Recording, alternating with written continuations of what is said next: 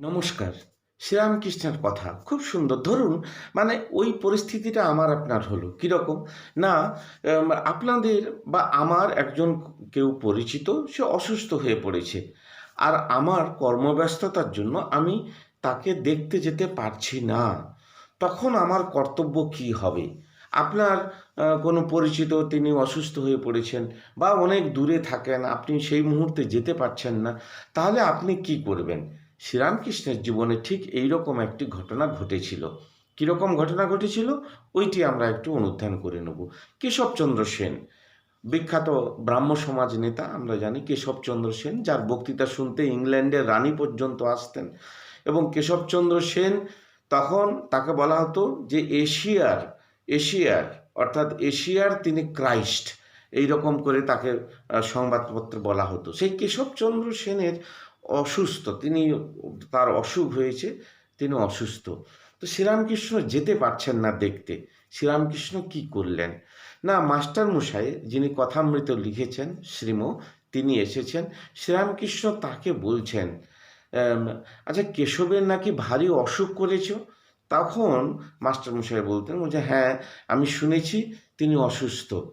তো তারপরে শ্রীরামকৃষ্ণ বলছেন যে আমি কেশবের জন্য ডাব চিনি মেনেছিলুম মানে কি, মানত করেছিলুম। শেষ রাতে ঘুম ভেঙে যেত, আমি কানতুম আর মায়ের কাছে প্রার্থনা করতুম, মা কেশবের অসুখ ভালো করে দাও। আমি কলকাতায় গেলে কার সঙ্গে কথা কব, তুমি কেশবের অসুখ ভালো করে দাও। এই কথাটি আমরা কথামৃতে পাই, শ্রী শ্রী রামকৃষ্ণ কথামৃতে পাই। কিন্তু অনেক কিছু পাই। স্বামীজি বলছেন শ্রীরামকৃষ্ণের একটি ছোট্ট ছোট্ট কথা দিয়ে ঝুড়ি ঝুড়ি মহাভারত রচনা করা যাবে। তো আমরা এখান থেকে কি পেলাম?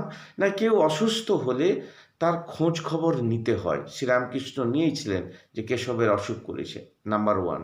নাম্বার টু, আমরা কি করব? না, আমরা যেতে পারছি না, কিন্তু ভগবানের কাছে, ঈশ্বরের কাছে তার সুস্থতা কামনা করে প্রার্থনা করব যে সে যাতে সুস্থ হয়ে যায়। Number two. নাম্বার থ্রি কি?